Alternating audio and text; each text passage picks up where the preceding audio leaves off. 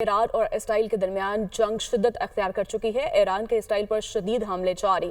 ایرانی میزائل حملوں میں 10 اسرائیلی ہلاک، 200 سے زائد زخمی ہو چکے ہیں۔ ایرانی حملوں کے بعد 35 اسرائیلی لاپتہ ہیں۔ خبر ایجنسی کے مطابق تل ابیب حیفا میں عمارتیں ملبے کے ڈھیر میں تبدیل ہو چکی ہیں۔ مقبوضہ بیت المقدس اور تل ابیب میں شدید دھماکے ہوئے، دونوں شہروں میں دھوئیں کے بادل چھا گئے۔ اسرائیل میں ہر طرف خوف و ہراس پھیل چکا ہے۔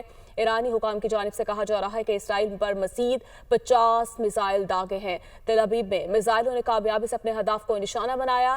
اس سے پہلے ایران نے اسرائیل کو 100 بیلسٹک اور ہائپر سونک میزائلوں سے نشانہ بنایا۔ اسرائیلی شہر حیفا میں آئل ریفائنری تباہ کر دی گئی۔ ریفائنری میں آگ بھڑک اٹھی ہے۔ پاسداران انقلاب نے بتایا کہ اسرائیلی لڑاکا طیاروں کو تیل فراہم کرنے والی تنصیبات اور توانائی کے ڈھانچوں کو نشانہ بنایا ہے۔